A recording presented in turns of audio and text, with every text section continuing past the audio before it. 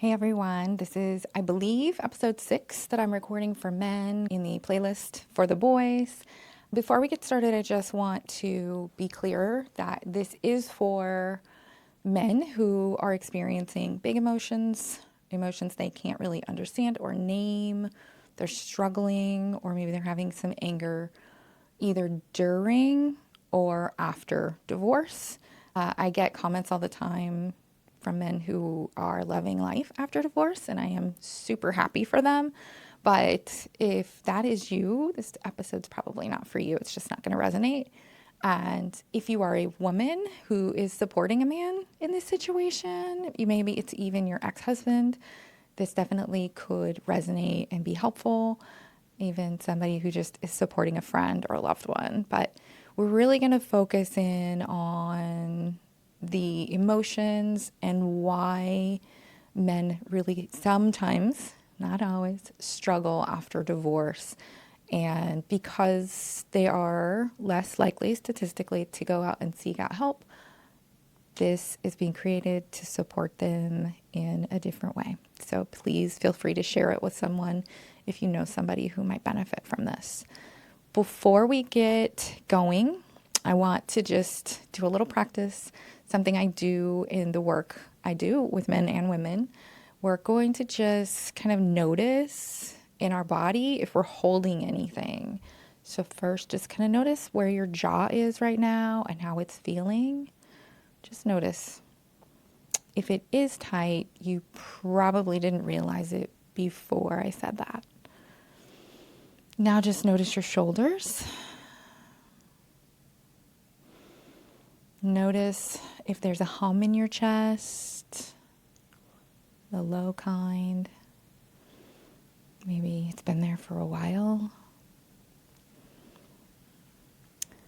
Even though it's your body and that might not make exact sense, these are the things that we're going to be talking about today.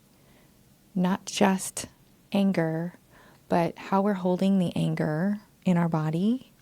That's what we're going to be working on today. Really noticing and recognizing where we're holding things in our body, if we're holding things in our body, and talking about what we can do when we recognize some of these things happening. Once we have an awareness, we can just, by noticing, developing awareness, we can also develop better ways to work through some of those things.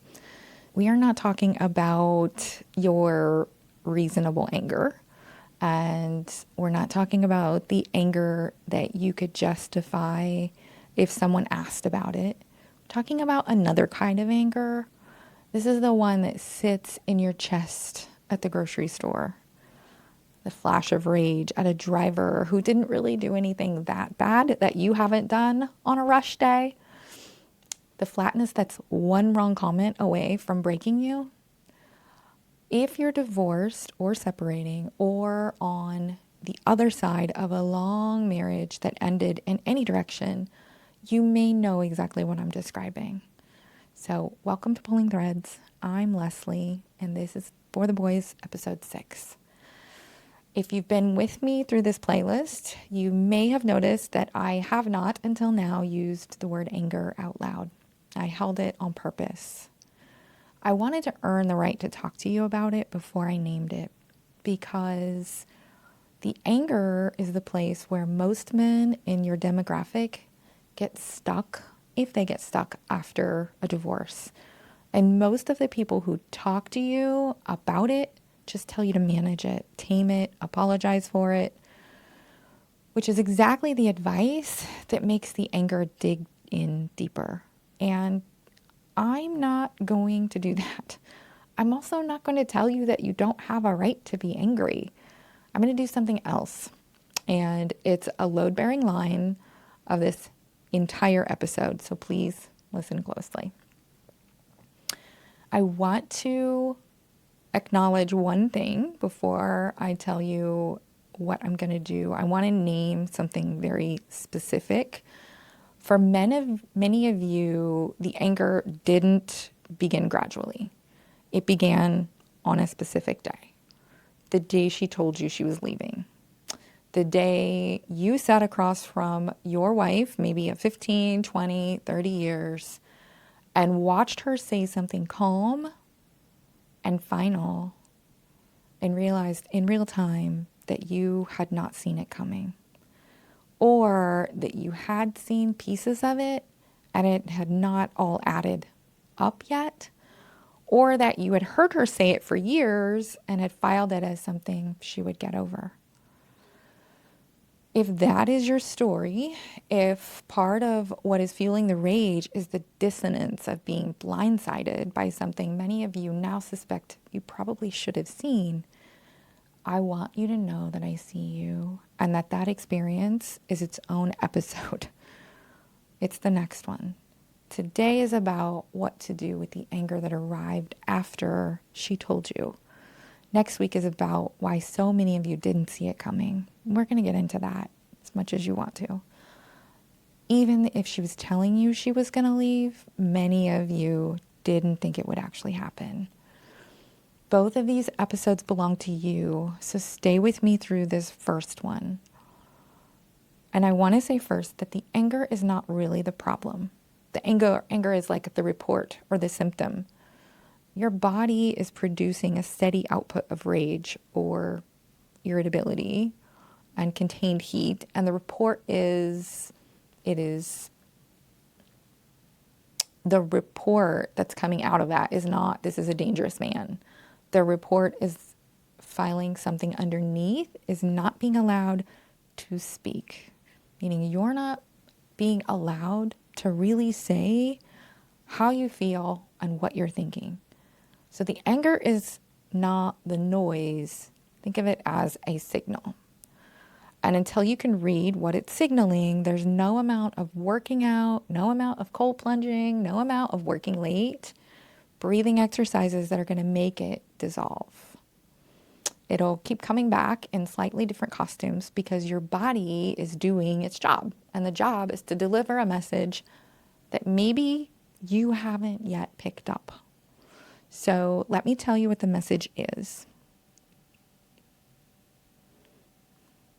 So let me tell you what the message is because I think you already know.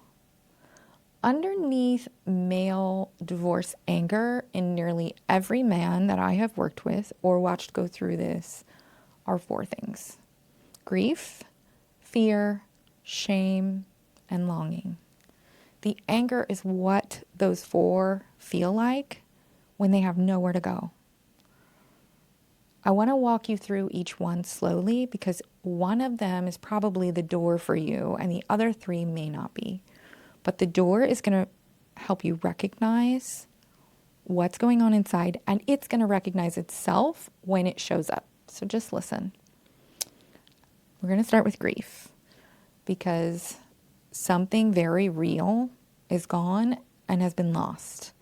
The family that you were inside of, the version of your daily life that had a person in it, the morning routines, the bedtime with kids, the story you told yourself about who you were going to be at 60 has ended. Even if the marriage was painful, even if you wanted out, even if she was the one who left, the shape of the thing you were inside of is gone, and your body knows that. The next thing is fear. Because the future just opened wider than you can see about many things like money, about being alone, about dying alone, about your kids feeling whatever they're feeling towards you, about the next woman seeing through you, about whether you have it in you to start over with someone else. And fear is not what men of your generation or most generations were taught to admit to. So it shows up in your body as an alertness. It could be insomnia. It could be a low kind of electric hum that runs through your skin, waking you up at 3 a.m. And on the way out, it gets translated. Next is shame. Because at some level, fair or unfair, you probably could feel like you failed at the one thing a man in your generation was supposed to be able to hold together. And the shame does not care whether the failure was actually yours, but it does not care about fault or fairness or even the legal narrative. It just sits there, low, in the back of your chest, the way shame does. And longing. And longing is the hardest one. And I want to ask you to just stay with me on this. Longing for closeness, for being known by another human in the way you were known by your spouse, for a hand on your back, for not being the only adult in the room if you have lots of little ones. Longing is what arrives when the house gets quiet, and most men have been told their whole lives that they're not supposed to feel it, much less name it. All four of these things, grief, fear, shame, and longing, are unbearable in the form they originally arrive in. Your body, which is trying to keep you functional enough to go to work tomorrow, does what the body does best. It converts them into something more familiar, into something culture has given you permission to feel, and that is anger. Most people don't realize that's why anger is the emotion that's showing up the loudest right now. It's the only emotion most men of your generation were issued a full vocabulary for. So grief, fear, shame, and longing all line up at the same exit. They put on the same coat on the way out, and then you wonder why you're so angry all the time when you used to be the calm one. Now, here's why it won't go away. And this part is the thing that nobody wants to really explain. Anger that's functioning as a translator for another emotion can't dissolve. It can't go away, because dissolving would mean the underneath emotions never get spoken at all. The anger is, in a strange way, protecting them, holding the place for them. Your body refuses to let the rage go, because if it does, the four things underneath have no other channel, and your body isn't willing to abandon them entirely. Whether or not you admit or know that you're experiencing them, they're still there. So the anger sits on the surface, and it will keep sitting on the surface, possibly for years. If you let it, it could sit there for the rest of your life, until grief, fear, shame, and longing get their form back and are allowed to take up space and be processed. You can't solve anger by managing anger. You can only solve anger by letting the four things underneath it speak their own language. So what does that actually look like? Because this is probably not making sense, but could be resonating at this point. It's not what the internet is selling you. It's smaller, and it's quieter, and on the surface, almost embarrassing. It looks like crying in your truck once a week. Not crying because you're weak, crying because you finally let the grief have a body. It looks like telling one friend, not all of them, just one, the actual thing that you're afraid of. Is it of being alone? Is it of not meeting someone else? Is it of not being able to show up for your kids? Not the joke version you share with a buddy, the real one, the dying alone one. It looks like writing the letter to your ex you're never going to send, and feeling halfway through it what you actually feel about what happened, being really vulnerable and honest with yourself. Underneath the legal narrative, underneath the version that you tell at parties, it looks like sitting in your kitchen at 9 at night and saying out loud to nobody, I am so lonely. And letting that sentence be a real thing instead of converting into rage at the dishwasher. What you are doing in all of those small acts is giving the underneath emotions their own channels. And the moment that they have their own channels, they stop having to use anger as a translator. The anger does not vanish overnight, but it loosens. It stops gripping. It starts to feel less like a permanent feature of you and more like weather that's just moving through. Before I let you go, I have to say one more thing, and I need you to hear it. There is a version of male anger that is dangerous to the people around you, to your kids, to the next woman, to yourself. I'm not pretending that that version doesn't exist and isn't even alive in you. And I'm not pretending that the work I just described is a substitute for help if you are in that territory. If your anger has scared somebody that you love or scared you, please talk to a real human, a therapist, a men's group, a doctor. The work in this episode is for the slower, quieter, chronic kind of anger that most men in your demographic are carrying without naming it.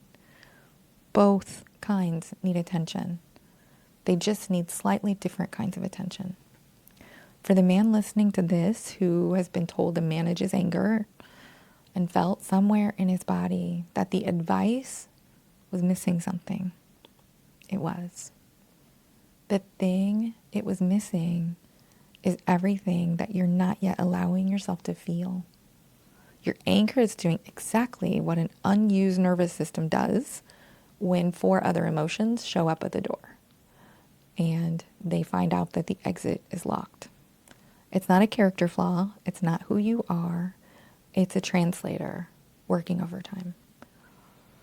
Let the underneath things speak in whatever way feels most comfortable for you, and then the translator can finally rest. If you want to keep going with this work, I'm at theloomlife.com. The link to book a discovery call is in the show notes. Real conversation, real human, no pressure. I do open spaces for men who are ready. Drop a comment if anything in this one landed. Tell us which of the 4 was your door if you feel comfortable. It might be your first step to naming grief, fear, shame, or longing. Other men are reading, and the ones who recognize this in themselves or in others are more likely to come forward and get whatever help they need. You are not alone in this, and there's nothing wrong with you for feeling the things you're feeling, for experiencing anger in this way.